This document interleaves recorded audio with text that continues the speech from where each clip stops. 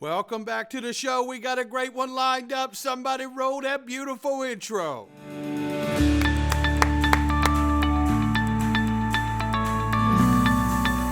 Digital Perspectives with Brad Kimes. Come on in.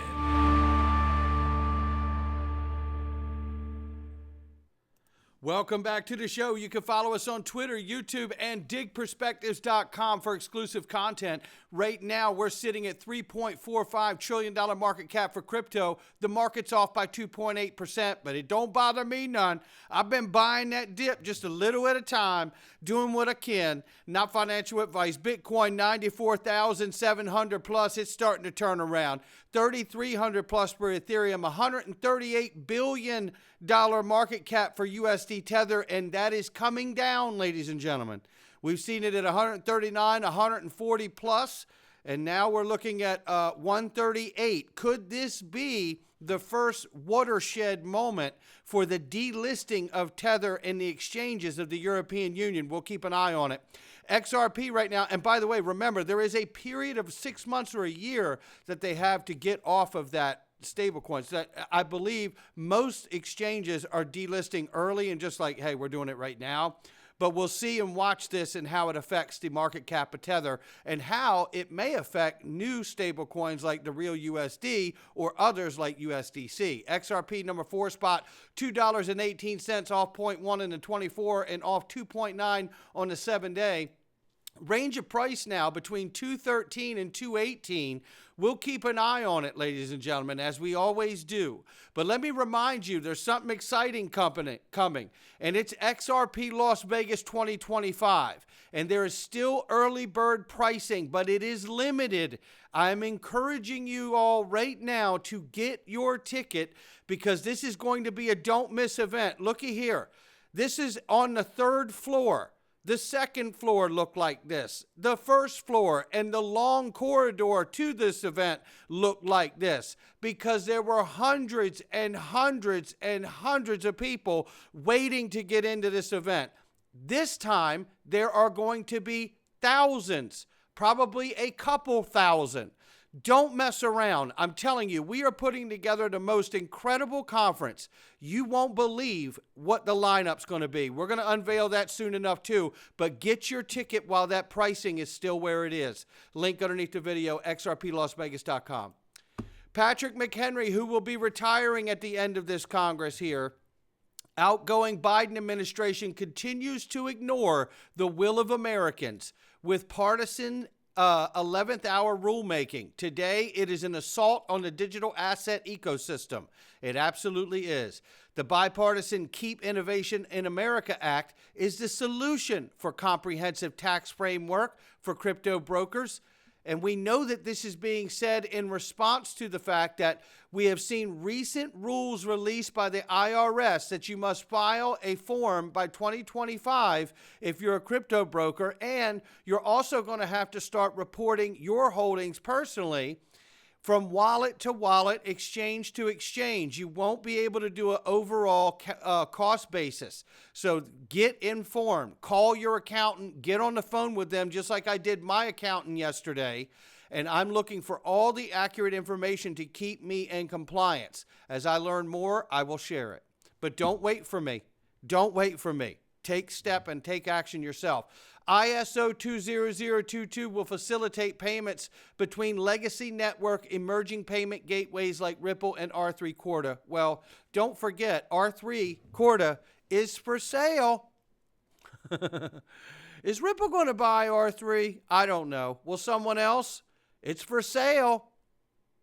Will Swift? ISO 20022 will allow more information to move with payments, and ultimately will facilitate payments moving between legacy networks such as Swift and emerging payment gateways like MasterCard, Ripple, or R3's Corda. However, adoption is complicated, and many banks are not looking to migrate until 2025. Hello, 2025 is knocking on our door, ladies and gentlemen. And 2 days away for this, the ban starts in 2 days. This is it. Tether loses a license to operate in Europe as Ripple's real USD is expected to be approved shortly. And it is approved, actually, right? 3 exchanges announced delisting of Tether in the coming days. Tether's 64 billion daily volume to shift over the real USD, which will mean historic XRP burn rates. All of this stuff is accurate. I have said, what's the chance that Tether goes completely away? I don't know. What's the chance that it gets pushed out of the US the way it's being pushed out of the EU? Quite likely, but we'll have to wait and see. And if that happens, it may be just enough to ensure that Tether's not allowed in the 2 largest markets in the world, and then they can ensure that a private company could never challenge or rival the dollar itself. All those treasury bonds will go somewhere. They won't go in a ditch. Someone else will buy them. You can bet on it. Here's Paul Barron. This is a great clip talking about the perfect storm. Take a listen. He's highlighting Tether delisted in 3 days. Head on a swivel. Listen to this. The other thing I want to get to is right here on sentiments charts. This is showing several things here. One, of course, is the yellow. That's the total amount of XRPL trust lines. So remember, we saw this big explosion, then a lot of old holders basically selling their XRP because they had seen profits for the first time. And then what happens back here in early December? Boom. Trust lines start exploding because people start understanding what is going on. Along with that, you also have the DEX volume exploding. You also have the active addresses continuing to increase. What you have here, guys, is a perfect storm starting to brew with XRP and where this technology is going. No question about it. Paul Barron gets it to a great degree. There's no question. And here he is highlighting what we covered here about the GAM investment group calling for SBI to do a buyback. Now listen to him explain this and break this down, because this is fantastic, and essentially calling for SBI to do what MicroStrategy is currently doing with Bitcoin. Take a listen. And that's not really the end of it. You have to look elsewhere and from a global perspective. And we've talked about this before. SBI Holdings, their critical position, not only with Ripple, but just in the banking system within Asia. And I want to show something here. SBI Holdings, XRP is worth around, they have holdings right now. Let me kind of zoom in on that for you guys. Their XRP is worth around 1.6 trillion, $10 billion, and this is in yen. This is higher than SBI's market cap of 1.2 trillion yen. So they actually have more value in XRP than they do in the company value itself. So are they becoming the MicroStrategy of XRP? Well, there's some things that could possibly predicate that that is actually what's going on here. I want to show you something right here. This was a press release that they had. This was a letter to their CEO, and this came in from the Global Special Situations Fund, and they hit on a few things here. I want to go into a couple of the items that they were asking for. This is kind of showing their stock price when there was even a potential, let me kind of zoom in on that for you guys, a potential of them selling XRP. This is what happens to their stock price. So what they said is, we've got to kind of protect against that. So let's do this. We believe that shareholders would greatly benefit if, these were the things that they were hitting in, SBI would publish a daily live indirect value of its XRP holdings, number one. They would also create a strategy in blockchain technology and cryptocurrencies, so have a business that's built around this. Sound very familiar to you? There's another popular company out there that's doing this now. And then 3, it says that SBI should have an active and public XRP coin buying program. Rather than pay cash dividends, SBI shareholders would benefit greatly if they would do a buyback program by recycling part of its cash flow and going into both banking and the security side of their business. I want to show you the CEO of SBI. Take a look. Now, we all know who Yoshitaka Katao is here, right? So let me just get this up. It just plays a little clip there, and it's just reinforcing the point. But I just want to get now to the final pullback here. I want to go to a tweet from that CEO, and here's what he said, translated. Ripple should begin preparing for its IPO as soon as possible, as once the SEC matter is resolved.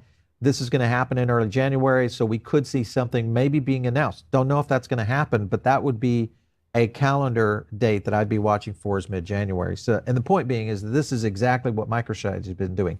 selling stock to go out there and leverage back in on Bitcoin. Same thing that could be happening here with XRP. Exactly. And don't rule out the fact that Ripple could do it too.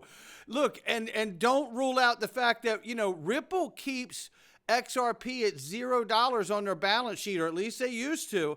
Imagine what happens the moment that Ripple decides to do what MicroStrategy does, because MicroStrategy doesn't keep Bitcoin at $0 on its balance sheet. Oh no.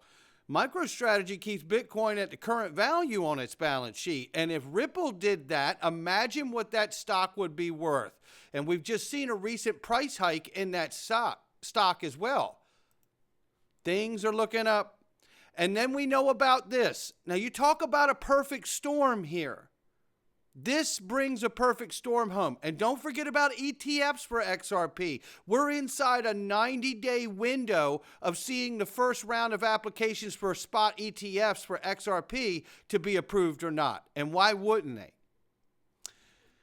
The reason why XRP is going to make history next year, according to Bitstamp, is the derivatives market is the end game for value. Yes, that is correct. The derivatives market is the largest market, and the larger market, I should say. And if they tap into this to any great degree, it will provide a stable daily level of liquidity every day, 24/7, 365, that needs to be settled and can be accessed every single day. Think of this for a moment. Talk about a perfect storm here. Let's take a look at this for fun. This is the updated XRP rich list here from James Rule. Give him a follow.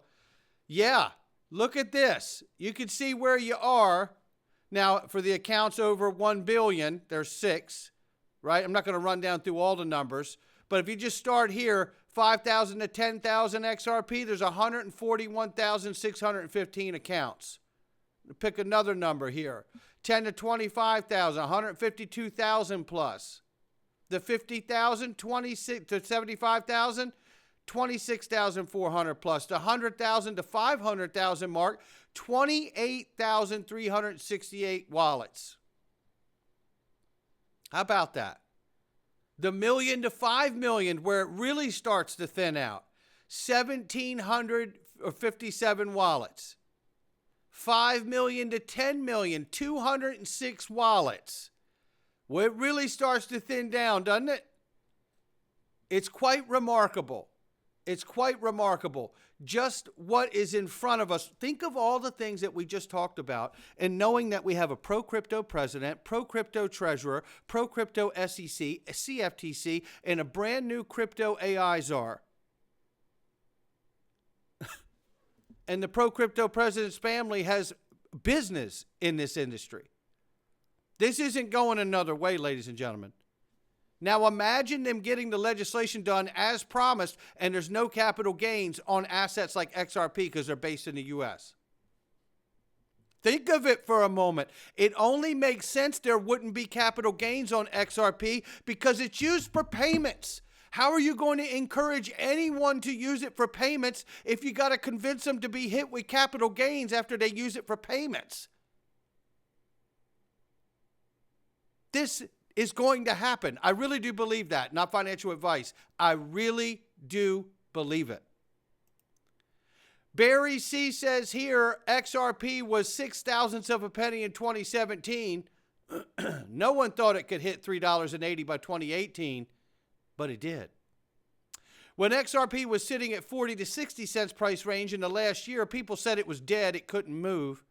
Then in November 24, XRP rallied from 50 to 260 in the space of a month. Never let anyone tell you that a price point for XRP is out of the question or beyond possibility. XRP is going to dominate 2025. We'll see prices like $3, $5, $10, $15, $20. And when people least expect it, we will see similar price action like we saw in XRP 2017 headed into 2018, only this time XRP will skyrocket towards triple digits. I'm here for it. If I've learned nothing else, that the catalyst we need is the adoption of government. And it starts with legislative clarity. And then we see the financial system come into play because we're waiting for the top down. This has been a grassroots movement from the bottom up, but the internet was embraced by the top first and then given to consumers second. We are in the reverse, but we're about to see the top adopt this technology. And when we do, we're going to see a dot-com era boom in this space like none other. And I hope everybody's bags are packed long enough to take profits on the small and the big, because I know I'm ready to do so too. Javon Mark says here the next phase of XRP can lead to $16.50 plus, and by history, another full run similar to its previous cycle can lead to over a 7,200+% move from here to $111 to $168. Price already looks to be on the way, demonstrating full run potential. That's what he believes. Not financial advice from me or anyone else. It's just my digital perspectives. I'll catch all of you on the next one.